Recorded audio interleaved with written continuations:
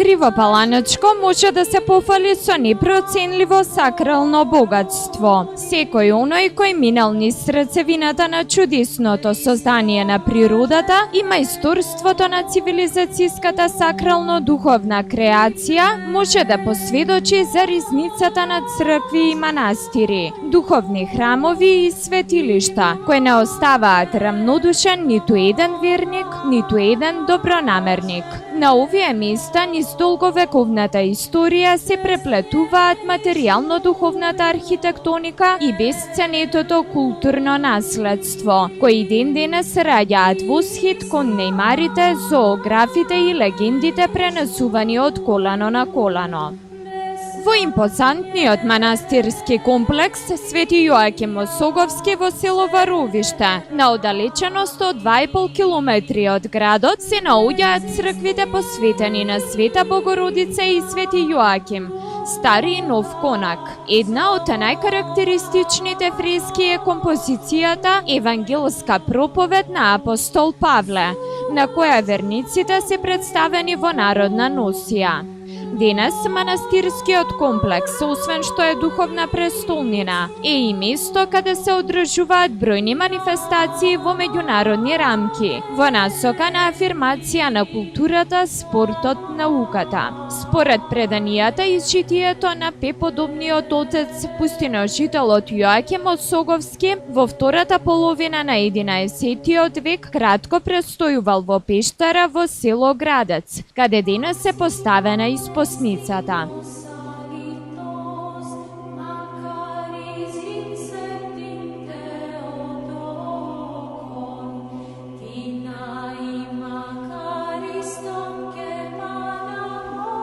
Градската црква Свети Димитрий Великомаченик, лоцирана во централното градско подрачје, е карактеристична по богатиот фреско живопис со флорални мотиви, но и по првото црковно келино училиште каде што предавал првиот македонски просветител Јоаким Крчовски.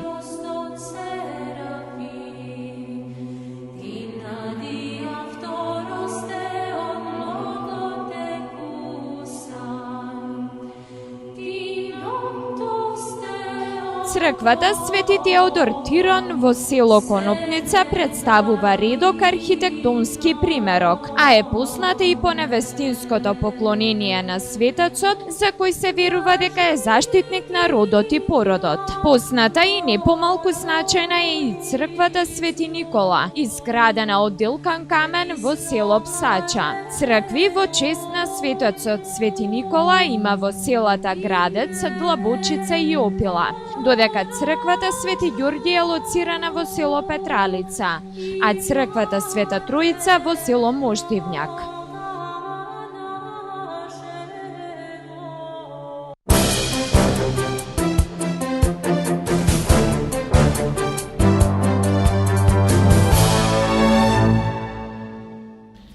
Ова што го видовте како најава, всушност е и тема за која што денеска ќе разговараме, а и нашиот гостин во студиото. Во прашање е господинот Јордан Михајловски. Добро утро. Добро утро. Јас би сакала да ве представам малку на мој начин. Господинот Јордан Михајловски е универзитетски професор, поранешен пратеник и поранешен прв човек на Кривопланечкиот дом на културата. Автор на повеќе дела од областа на културата и образованието како резултат на плодното 2 децениско искуство во овие дејности. Основач на меѓународната ликовна колонија Свети Јоаким Осоговски, која е најстарата културна манифестација која досега привлекла плејада врвни уметнички имиња во манастирските конаци. Тоа е така отприлика еден мој вовед. Како сте ова утро, докторе?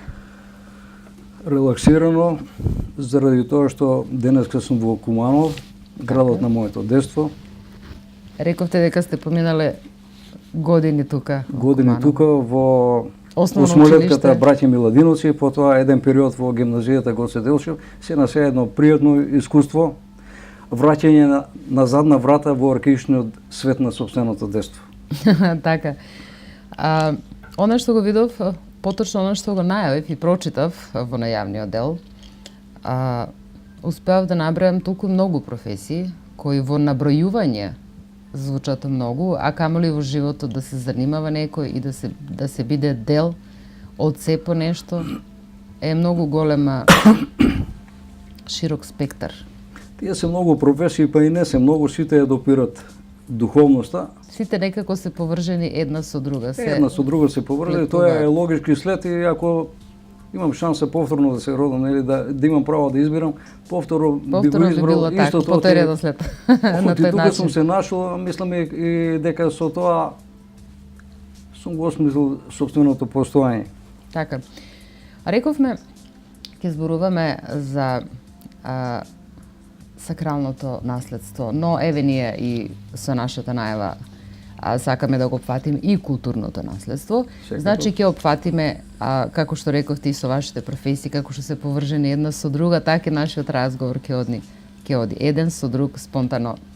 Ќе пробаме да прераскажеме, во што вие многу ќе ни помогнете за многу работи. Би сакала да започнам дека познато е дека Крива Паланка изобилува со културно и сакрално богатство во чија долговековна историја судбински се испреплетени материјално духовната архитектоника и бесценето народно наследство. Низ вековите на овие простори се создавала богата ризница на цркви и манастири, духовни храмови и светилишта. Меѓу позначени неспорно на прво место е манастирот Свети Јоаким Осоговски, потоа градската црква Свети Димитри Великомаченик и црквата Свети Никола во село Псача, но има и многу други не помалку убави и значајни за верниците. Ајде вака да дадеме нешто како фотографски податоци за почетокот. Колку црковни објекти има во Крива Паланка и околината и од кога датира тоа нивно стојување? Ај прво телеграфски да почнеме како Македонија гледаме во културното наследство, како Македонија светот ја гледа во сферата на културното наследство. Сепак сакам да кажам неколку збора дека Македонија од еден од најеминентите византолози, Габриел Мие, е ословена како сликописна ризница. Добро. Тоа се поврзува со географската територија Македонија, Вардарска, Пиринска и Егејска, на која опстојуваат преку 2000 цркви и манастири. Тоа е една импозантна бројка, меѓутоа многу позначено е што во сето тоа Македонија се приопштува кон големата културна синтеза на западната цивилизација. Дури во услови на Гент, зашто македонскиот летопис на опстојба една неверојатна и благородна приказна која не се среќава во историјата. Толку жиловост во таа борба за опстојување. Да бидете потиснувани со милениум, да бидете изложени на молк, да бидете потиснувани под пепелта на обесправеност, а сепак да му дадете толку многу на светот, во услови кога немате државнотворна заедница, како другите народи, а сепак да се приклучите кон семејството на народите кои на некој начин дават печат на западната цивилизација. Тоа е нашата Македонија. Во контекст на тоа го гледаме и целиот регион, овај североисточен регион Куманово, Кратово и Крива Паланка. Ќе почнеме со Крива Паланка. Крива Паланка денеска можам да кажам дека има 18 црковни објекти, цркви и манастири, од кои 9 потекнуваат од пред 19 век. Манастирот Свети Јоаким Осоговски е основан во 12 век. Црквата во Псача исто така значаен сакрален средновековен објект, еден од знаčajните според своето зидно фреско сликарство, портретно сликарство од 14 век. Градската црква Свети Димитрија 1833, околу 1850 година и црквата на Кумановската црква Свети Никола и црквата во село Трново исто така еден значаен сакрален обред. Се на се една мрежа од цркви и манастири во која недостасуваат уште 5-6 објекти кои не се доистражени, историски доистражени, а се многу стари. Што значи, сето тоа покажува дека се работи за една богата ризница, културна ризница и не случајно Свети Јоаким Осоговски, кога доаѓа во подрачјето на Осоговијата, се одлучува да дојде во едно место кај што има веќе развиен ритуал на христијанско живење и христијанска традиција и цркви и манастири. Рековте, манастирот е формиран, зборуваме за Јоаким Осоговски, е формиран во 12 век, а црквата зборуваме за Свети Димитрий. Свети Димитрий 1833. Зошто толку доцна се формира црква и зошто сепак е значена во тоа време? Но многу покасно од што манастирот. Вака, манастирот Свети Јоаким Осоговски е задужбина на кривопаланчани кои и денеска манастирот го носат како света должност и гледат на неговиот развој. После смртта и пронаоѓањето на моштите на Свети Јоаким Осоговски, кој му се јавил на сон на еден свештеник од Овчеполието Теодор, кој потосно добил калугерско име Теофан, кривопаланчани го градат манастирот. Манастирот Свети Јоаким Осоговски со тек на време станува ботаничка духовна градина во која се развива, ботаничка духовна градина во која се развива и меморијата, и традицијата, и христијанскиот ритуал на живење. И сега зошто настанува логичко прашање зошто има толкав временски период од основање на градската црква. Во турскиот период турците се однесувале сосема нормално кон религијата, кон сакралните објекти. Меѓутоа, настанува еден застој во изградба на црковни објекти не само во Крива Паланка, туку во целиот регион, цела Македонија, па вклучувајќи и Куманово. Еве градската црква во Куманово е изградена 1850 година, а имаме стари манастири како Матичи и Свети Ѓорги во Нагоричено од 14 век. Дури поголема временска разлика. Сега, осиромашеното население нема капацитет да може да гради цркви и манастири. Згора на тоа, какви биле приликите во Турската империја, исто тоа е лимитирачки факт. Меѓутоа, на почетокот на 19 век Турција е стегната од западните земји да мора да направи реформи.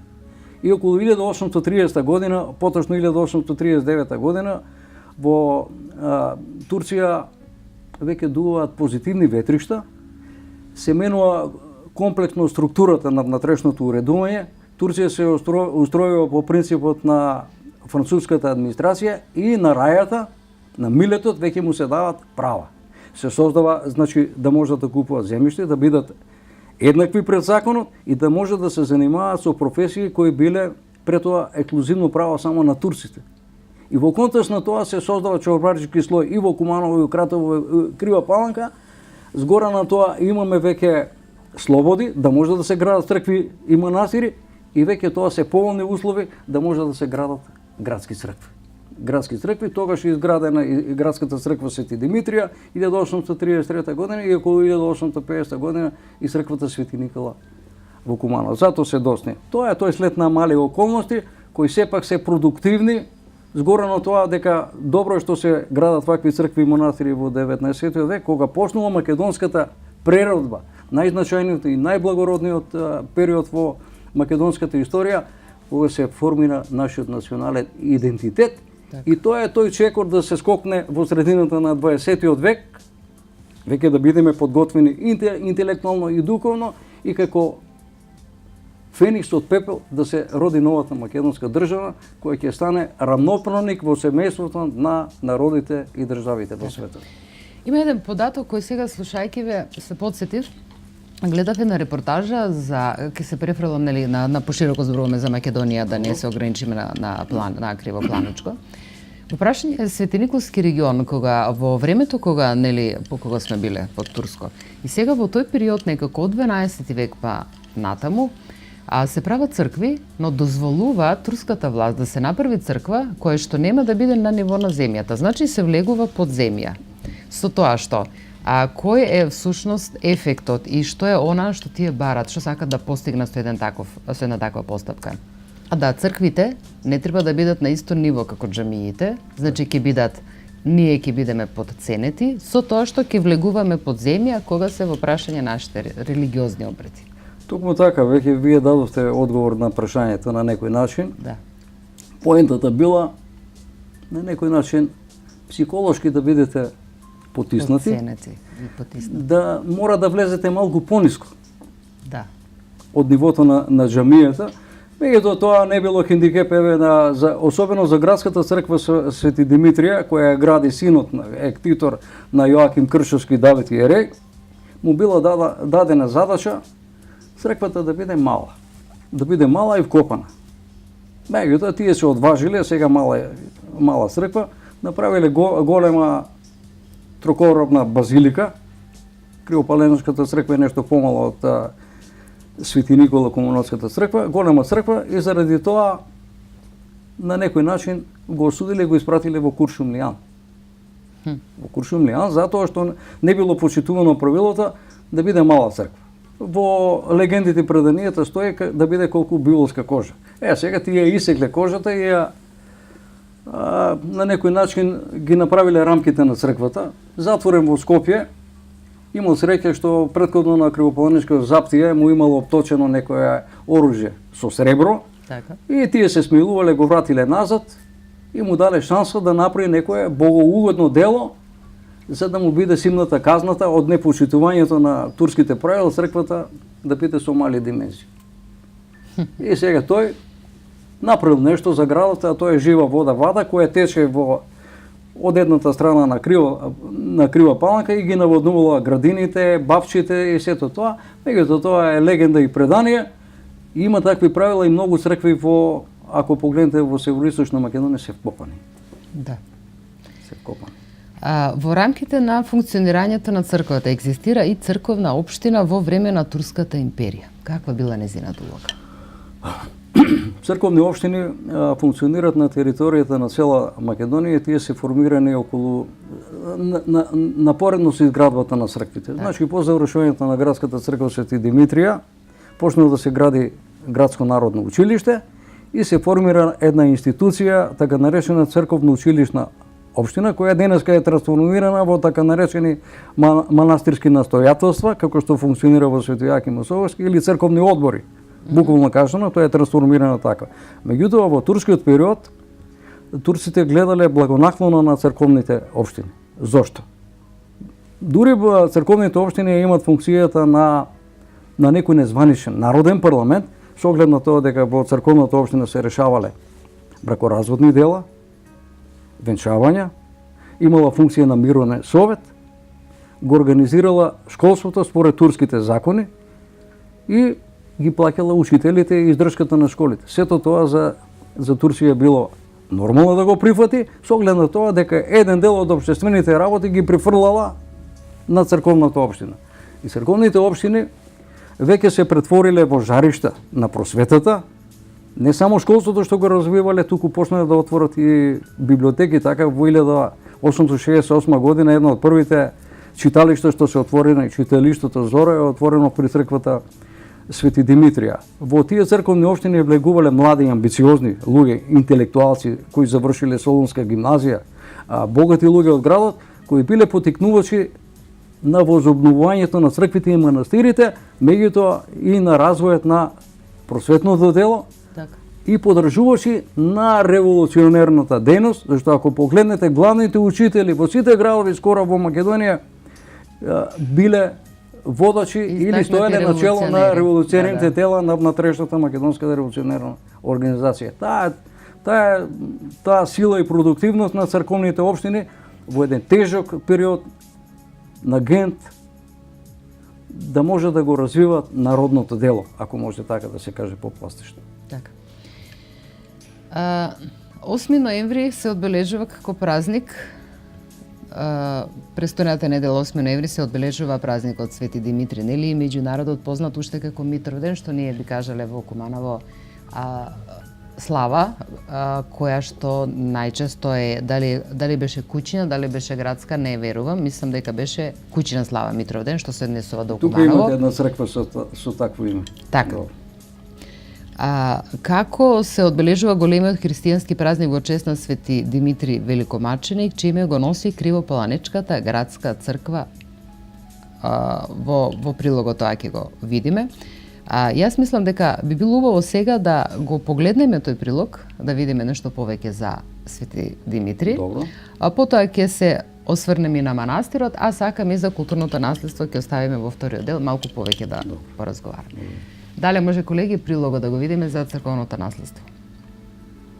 Православниот верски празник Свети великомаченик Димитри, меѓу народот познат и како Митровден, во истоимената Кривопаланечка црква ќе се одбележи во духот на православието и споменот за големиот великомаченик. Овој празник представува имеѓеник меѓу летниот и зимскиот период од годината. Празнувањето според црковната пракса започнува со вечерна божествена света литургија, која ќе биде отслужена во предвечерието на празникот, а божествена литургија ќе се одржи и утрото на самиот празник, со која ќе чиноначалствува митрополитот Кумановско-Осоговски господин доктор Јосиф во сослужение со свештеници од Кривопаланичката епархија. Најпрвен чествувањето на споменот на великомаченикот Светиот Димитри ќе започне со вечерна богослужба во истоимениот храм, која ќе започне околу 4 часот. На вечерната богослужба ќе чиноначалствува неговото високо преосвещенство митрополитот Кумановско-Осоговски господин доктор Јосиф. Потоа утрешниот ден, односно денот на Светиот великомаченик Димитри, ќе започне со утрена богослужба и божествена архиерейска литургија. Утрената ќе започне во 7 часот, во 8 часот да започне архиерейската литургија, каде што најпрви честното свештенство и браќата и сестрите во Христа ќе го пречекаат високо преосвещениот митрополит и ќе се отслужи божествена литургија. Традиционално во дворот на Светиот храм ќе биде осветена вода, пошто следи црковно-народниот собир на кој се кршат колачите на верниците, кои се нарекуваат црковни кумови. После божествената литургија ќе бидат кренати традиционално, како и секоја, така и ова година, кумските колачи и ќе биде осветена вода.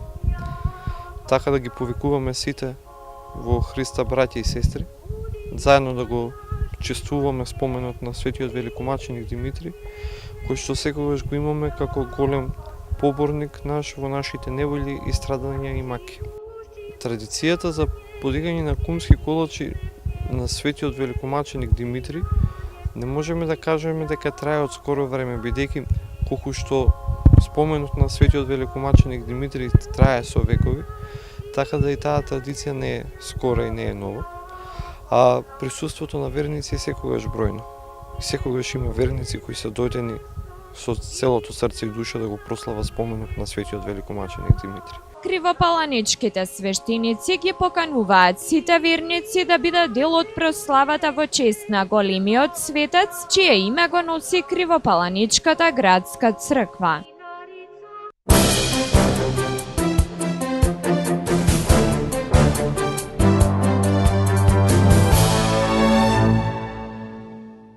Да.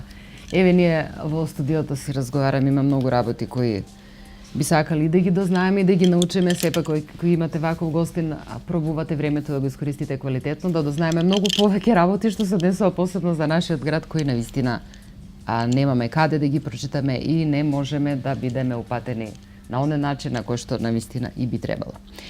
Да се осврнеме повторно на манастирот, поврзаноста на светителот со градот и поширокиот регион. И збор 2 за култот кон пустоножителот низ земјава и соседните земји. Зошто е значен манастирскиот комплекс? Манастирскиот комплекс има поеќекратно значење. Тој е сакрален објект. Така. Низ вековите попадна оаза во која попадно застануваат карваните на патот кон Блискиот исток. Оти патот од дамнешни времена водел исклучиво покрај манастирот за преминок кон Деве Бајр и кон Турција. Тоа бил попадна оаза тука. Дури дубровнишките трговци застанувале тука. Скоро сите војсковаци, бугарски, турски, на патот за Косово поле, сите се на некој начин се отклонувале и застанувале во манастирот. Манастирот со тек на време станал жариште, го ноsil факело на писменост. Во Свети Јаким Мусовски твори првиот преродбеник на македонската преродба од почетокот на 19 век покрај Кирил Печиновиќ, Јоаким Кршевски. Според едно од преданијата кривопланечкото предание, тој живо и твори, и не само твори, туку има и материјални докази, твори во Свети Јаким Осовашки. Тој во Свети Јаким Осовашки од 1787 година до 1805 година кога му починува сопругата.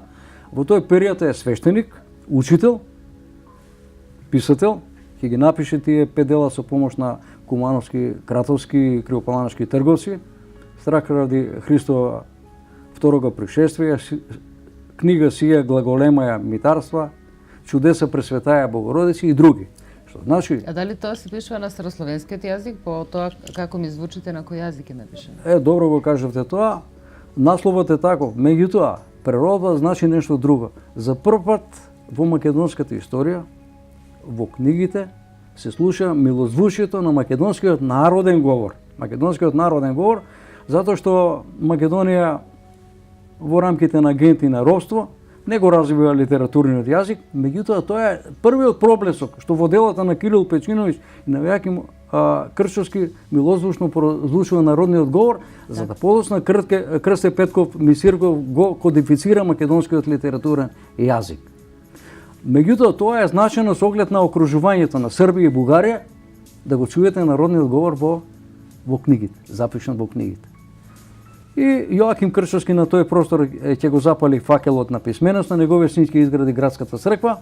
Јоаким Крчовски ќе почине околу 1820 година, телото му се наоѓа во црквата Свети Димитрија на едно место, меѓутоа за време на турско-руската војна 1878 година кога се ослободува Бугарија, по Кривопаланка ќе се насадат повлекувајќи се турци и агарени, ќе му го срушат гробот. Меѓутоа, паланчани ќе му издадат должна почит во тој период. Неговите остатоците на синот и на дел од видни паланчани се внесени во црквата Свети Димитрија, а Крива Паланка има цивилизацијска должност да го одбележи тоа дело на Јоаким Крчовски и барем во црковниот двор, во местото кај што му бил гробот, да се направи едно спомениче, да ги потсетува генерациите, а можеби ќе стане во функција на црковниот и културниот туризам. Кој го гради манастирот? Манастирот Свети Јаким Осовашки е почетното основање од калугерот Теофан од Овчеполско, група калугери, местното население. Тогаш е направена првата црквичка, денеска го носи името на Света Богородица, а дури во 1851 е направена големата црква на Свети Јаким Осовашки, големата трокоробна базилика на Свети Јаким Осовашки. Што значи местното население. Меѓу ретките манастири кои не се градени под ничија задужбина. Да речеме, црквата Свети Ѓорѓе е задужбина на Милутин, на царот српскиот крал Милутин, додека Свети Јаким Осовашки го гради местното население. И тој однос, пазите, мултиплицира и никогаш не се отклонува од веќе постигнатото ниво на света должност. Кривопаланчани со гордо го градат манастири и денеска се донатори. Вие ако дојдете во Свети Јаким Осовашки денеска да погледате ова што се прави сега во последно време со нашиот почитуван дедо владика Јосиф, ќе видите дека тоа не е манастир, тоа е веќе манастирски град со толку капацитети, со толку објекти. И ќе се повикам на житието на Свети Јоаким Осовашки. Мојот манастир секогаш ќе остане таков и никогаш нема да биде сардисан или опустошен низ вековите и низ времињата, и тоа се случило како така. Сега Свети Јаким Осовашки застанал заштитник на Кривопаланка и Кривопаланечки. Пред да преминем на следното прашање, само сакам да ве праша нешто, ми беше интересно во вашето излагање. Рековте, манастирот не е ничија задолжбина, како што нели го спомнавме, да, царот Милутин. Во што е разликата? Дали вредност е помала? Дали е поголема? Во што се разликува ако е задолжбина на одредена личност или ако си ја гради местното население? Во смисла на вредност нема разлика, меѓутоа духовна вредност сакате да гордоста кажете? Е во тоа што вие духовно се предавате, како население се предавате, како на света должност, вие сами да го градите тоа, и во македонската опстава и во македонската историја И може би е малку изнажено кој ќе каже никој не сетнал ништо не тај. И Милутин дал нешто помош, средства Така. да кажеме, и други некои дале, меѓутоа целото тоа колосално дело лежи на грбот на Кривопаланчан. И затоа ние сме посебно горди. Сега сите објекти се еднакво значени. Меѓутоа односот на населението овдека излегува малку од контекст на и се допира до светост. Посебно се горди на... Не, тоа изразува, видите вака, ако гледате психолошки, изразува еден романтичен, обсесивен стремеж да ја слеете собствената личност со космичката бесконечност. Тоа е тоа лајт мотив што со веков мине тера да имаме таков однос кон манастирот Свети Јаким Осоговски.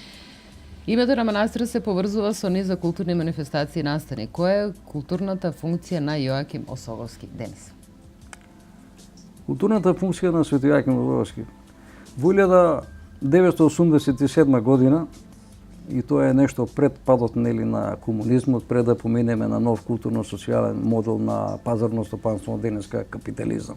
Ово што го денеска не е примерен економски и општествен модел на живење, символично портите во 1987 година беа отворени манастирските порти кон духот и културата. Така. Тоа беше желбата на нашиот тогашен митрополит Дедо Кирил да се возобнови културната и духовната функција на Свети Јаким Осоговски. И тоа се случи со ликовната манифестација, односно колонијата, меѓународната колонија Свети Јаким Осоговски. За 5 години започна друга манифестација, тоа е Меѓународната школа по архитектура на архитектонскиот факултет, која исто така трае. И пред 10 години влезе и Копаничарската колонија. Тоа се манифестации, да не ги гледаме само во една друга полза во смисла на развој на културниот туризам. Имат и таква функција. Меѓутоа, тие се враќање на онаа традиција што е имал Свети Јаким Осоговски како културен и книжевен центар во 16-тиот век, творештвото на Јоаким Кршовски. Тоа е тоа струење на традицијата, меѓутоа со нови форми, нели општо прифатливи денеска. И мислам дека Крива Паланка денеска многу му дава на светот со овие манифестации, зашто особено ликовната колонија веќе е влезена во мапата на светските ликовни колонии и едноставно тоа е тој прозорец кон светот на Свети Јаким Осоговски, тоа е продуктивноста на силата и на енергијата на Свети Јаким Осоговски која струи кон сите континенти. Така. Најпозната сачувана фреска, односно ликовна представа на Свети Јоаким Осоговски. Добро. Овака. Најпозната сачувана фреска се наоѓа во Трукоробната базилика, односно големата манастирска црква на Свети Јаким Осоговски. За нашите гледачи ќе кажам дека Кривопаланчани го градат, големата црква ја градат од 1847 година до 1851 година. 4 години трае градбата. Градбата е доверена на еден од најпознатите градители на Балканот.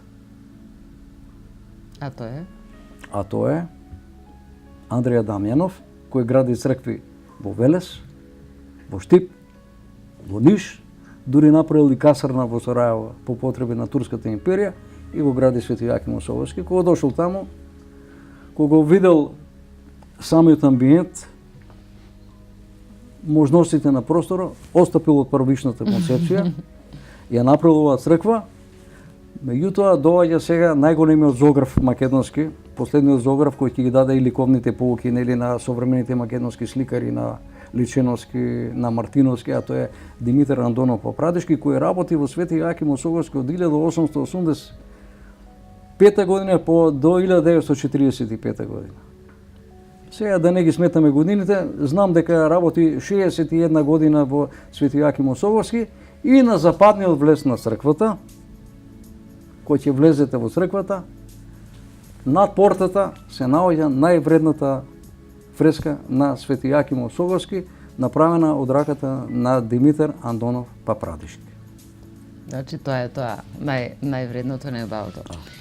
Сакам да го заокружим овој дел за манастирот со легендата за четворицата пустиножители и збор 2 за испосницата на Свети Јоаким Осоговски во село Градец. Во село Градец, вака.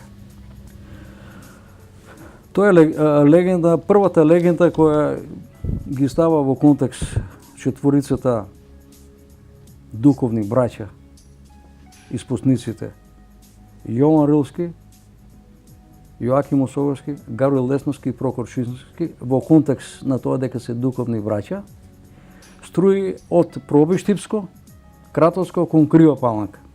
Според легендата, тие 30 години живеат во една пештера во близина на манастирот во Леснова, во Пробиштип. Оценили дека веќе оствариле духовна зрелост и дека можат поединечно сами во сакрален мир да се подвизуваат во Бога. И одлучиле кој како ќе се разводи, така да ја напушти пештерата во Леснова. Прв се разводил Јован Рилски, бил најстар и тргнал кон планината Рила. Втор се разводил од сон Прокоп Чински и тргнал малку кон запад, дошол во Нагоричино, а подоцна и во Комчиња, и така е основан тој манастир. Тре се разбудил Јоаким Осоговски, тргнал кон Осоговската планина, а најмладиот кој се успел, тоа е Гаврил Лесновски, кој видел овие заминеле, останал тука. Тоа е легендата, меѓутоа сакам да ви кажам нешто дека тој тип на испостиштво, тој тип на подвиг е двоен. Едниот е киновицки, кога оние кои намериле тоа да го чинат, го прават во рамките на црковната заедница, односно во рамките на манастирите, и вториот е анахорецкиот, како што се четворицата светители што ги спомнав, кои се одвојуваат од манастирската заедница и барат прикладни места каде ќе можат во мир да се посветуваат на Бога. Тоа се анахоретите и тој тип на испостништво се јавува некаде во 10 век меѓу словените, а прв меѓу тие е Јован Рилски или Иван Рилски, кој е постар од нив и живее 1 век пред нив, меѓутоа со оглед на еднородната духовна мисија, ние ги ставаме во контекст четворицата дека се духовни браќа. И како да е, тие манастири веќе, ако погледнете цела североисточна Македонија, почнувајќи до планината Рила, е поврзана на некој начин со духовната тангента на овие 4 на овие 4 манастири. Нивниот култ ќе се развија со тек на време, а особено култот еве да речеме на Свети Јоаким Осоговски веќе ги надвисува границите, излегува од подрачкето на Крива Паланка, Криво Паланечко. Да. Ако веќе се намериле нешто да ме прашате за култот или сам да зборуваме, да продолжам да кажам како се развива култот на Свети Јоаким Осоговски. Јас би сакала тука да го заокружиме овој дел што се однесува за сакралното наследство. Рековме сакаме да проговориме малку повеќе и за меѓусебната поврзаност и културно влијание во комплетниот регион. Со оглед на тоа што ние сме ја го покриваме регионот нели Паланка, Куманово, Кратово, се соработуваме, си имаме убави контакти, значи и би сакале од се помалку да проговориме и за културното наследство што се однесува до овој регион. А со оглед на она што го слушнав од вас во текот на разговорот, можев да заклучам дека навистина постои многу богата историја и многу богато наследство поврзано меѓусебно. Крива Паланка и Куманово се логички поврзани. Така. Патно. Тоа е излезната порта, природна излезна порта кон Блискиот Исток. Тие културни влијанија и струјања биле изразени особено во средновековието. Ние зборуваме за Свети Јоаким Осоговски, 12 век. Куманово исто така има црковни објекти, Кратово особено, па градителско насело, кулите во Кратово, а манастирот Лесновски тогаш бил под управа на Кратово. Манастирот Лесновски. Сега, која е таа поврзаност? Да видиме прво светците. Гаврил Лесновски, родното место му е Крива Паланка, село Осички, Градец. Доаѓа во Пробиштипско. Така. Во Злетово, каде се гради манастирот. Свети Јоаким Осоговски доаѓа од централниот дел на Македонија, од каде? Некаде Овчеполијето, доаѓа натаму. Прокоп Чински се придвижува тука. Тоа е таа прва поврзаност. Меѓутоа, со тек на време како струи култот на Јоаким Крчовски, како се движи кон Србија, Бугарија, дури доаѓа до Хрватска. Култот на Свети Јаким Осовски преку една српска црква, нели? До Хрватска и Црна Гора, до Плевја. Така се изразува и самата поврзаност. И што сакам да кажам? Најстарата фреска на Свети Јаким Осовски од 1318 година ја наоѓаме во манастирот во Свети Ѓоргија во Нагоричен. Така. Манастирот Свети Ѓоргија во Нагоричен е еден од најстарите на оваа територија во Кумановско и еден од најзначајните манастири со својата сликописна ризница внатре. Значи заради тоа што тука работат првите познати македонски зоографи Евтихije и Михаил, кои доаѓаат во Нагоричено и за прв пат во македонското сликарство се гледа сигнатура на автори. Потоа втората по старост во превод потпис на автори се потпишуваат. Втората фреска по значеност на Свети Јаким Осовски и по старост ја наоѓаме во Лесновскиот манастир, па дури потоа ја наоѓаме во Кривопаланчко. Да го земеме манастирот Матејче, 14 век, или како што се нарекува според областа, Жеглиговски манастир. Во него во 15-тиот век работи еден од најзначајните книжевници и просветни работници, сега во наводници просветни работници, писатели од тој средновековниот период, Владислав Граматик. За неговите 3 зборника се вели дека се енциклопедија на средновековната писменост. Енциклопедија на средновековната писменост, меѓутоа за жал дел од неговите дела се однесени, па еден зборник се наоѓа и во Рилскиот манастир на Владислав Граматик. Матејче е средиште на каде се создава црковната музика во Македонија. Манастирот Свети Ѓоргија е еден од најзначајните од тој период. Најзначајните значаен според вредноста на неговиот фреско живопис. Манастирот Карпино, друга приказна, можеби и прва приказна. Воведение на Света Богородица Карпино, 14 век. 16 век со Свети Јаким Осоговски и со Лесново книжевни центри. А пред тоа и Матејче книжевен центар. Кога зборувам за Матејче, зборувам со така, го имам посетувано толку пати, за жал Матејче денеска не е тоа. Треба малку поголемо внимание и од општествената заедница и од државата и од нашиот дедо Владика да се врати сејавот на Матејче како што беше низ времето. Колонијата таму работеше Кумановска. Да.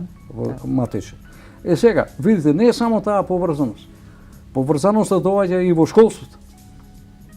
Во школството, народното школство почнува да се развива почетокот на средината на 19 век. Првите народни училишта, едни од најстарите со Велес Прилеп Скопје, ги наоѓаме во Куманово и во Крива Паланка.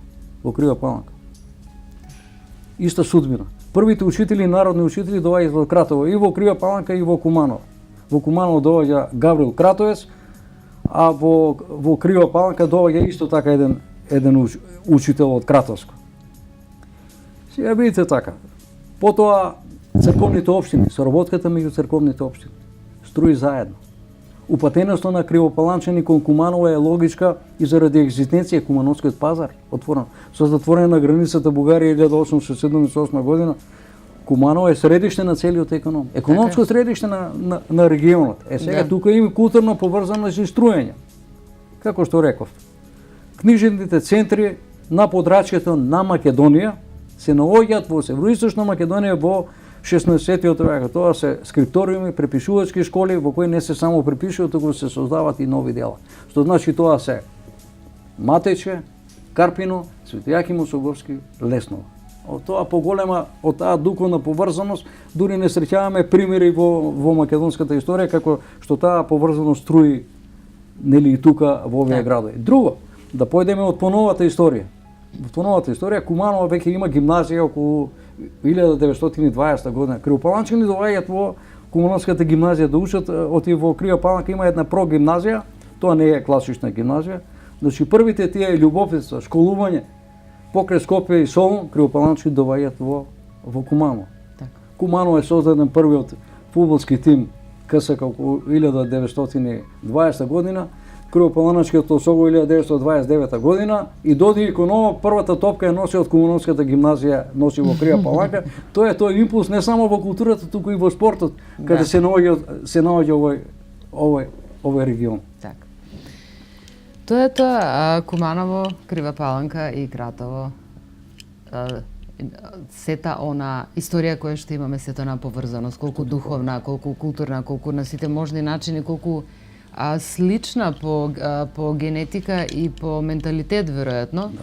И самиот Североисток не направи тоа и што сме и да бидеме К3 телевизија. Значи да ги офатиме трите града, трите места кои од секогаш некако на секаков начин сме поврзани, сме биле поврзани и останавме веќе сега.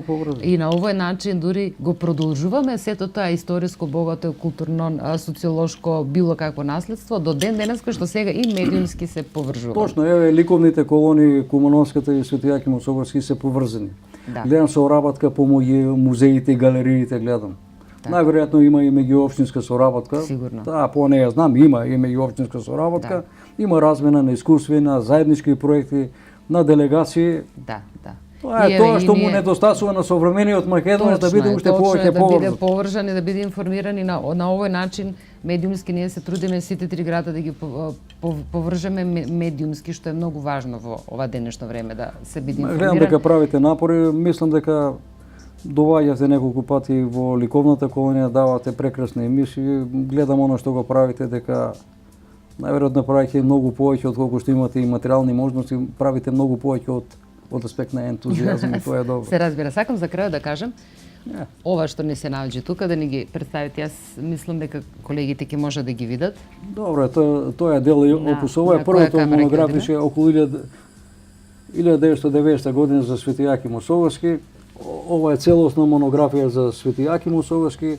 Ова е историјата на Крива Паланка и Кривопаланачка која работевме со Ѓорги Малковски и Цоне Крстевски. Историја на Крива Паланка и Кривопаланачко низ историјата. Добро, еве вака ќе може да се видат малку побаво. Јас се надевам дека пробавме за ова кратко време да времето е кратко да може ова комплексна тема да се стави во една рамка временска. Од друга страна, ја ви поставив многу прашања, да, интересни и убави, но многу обширни, кои не можат со еден краток одговор да се одговорат. Да. Значи, сакав да дознам многу повеќе, но она што јас се надевам дека успеавме барем да ја заокружиме темата што се однесува и сакралното и културното наследство од се помалку. Вака една порака, може ли напред? Да, повелете. Видите, Македонија како почва на грандиозно минато, дала многу на светската култура и побудена од цивилизацијскиот предизвик може да даде уште многу повеќе на сопствената културна историја, меѓутоа и на западната културна ризница и дава. Денеска ние како Македонија сме исправени вака во културата помеѓу локалното и глобалното, помеѓу националното и универзалното, помеѓу потребата да го сочуваме сопствениот идентитет во оваа глобализација, а истовремено да бидеме дел од големата културна синтеза на западната цивилизација. И мислам дека сме на прав пат да обстоиме, особено идентитетски да обстоиме. Што е многу важно да си го задржиме она што сме, да си го задржиме своето и идентитетот и културата, а наистина имаме богата култура, и историско и сакрално наследство. Почитувани гледачи, јас се надевам дека успеавме да ве задржиме до самиот крај, да дознаете нешто повеќе што се однесува до овој наш регион, а повеќе за Крива Паланка. Нашиот гостин денеска беше господинот Јордан Михајловски, кој што јас од сите можни професии некако одбрав да ве наречам доктор. Така. Вие сте доктор по? Да, на историски науки. Да. Така, доктор на историски науки. Да. Ви благодарам што одвоивте време, што не гостувавте. Благодарам и на вас и... Јас се надам дека ќе се гледаме почесто. Да се гледаме. Би било многу убаво да дознаваме се повеќе и се повеќе работи кои што се нови, дури и младите генерации кои што се би требало да бидат запознаени, да дознаат нешто повеќе за регионот во кој што живееме? Ви благодарам за интересот и желбата да се отварате кон повеќе простори од општествениот и културниот живот. И би сакал и понатаму да негувате објективно новинарство, да обстоите во овие тешки времења. Мислам дека за Македонија ќе биде подобро. Тоа е поентата, преку ова колку повеќе знаеме за нашата историја и за култура, толку повеќе можеме и овој наплив на глобализација да го премавнеме и да останеме свој на својата. Да се останеме свој, сигурно тоа е многу важно. Ви благодарам уште еднаш. Благодарам. Почитувани гледачи, тука е крајот на денешното издание на утринско издание Нов ден. Се гледаме повторно утре во исто време. Имајте пријатен и убав ден.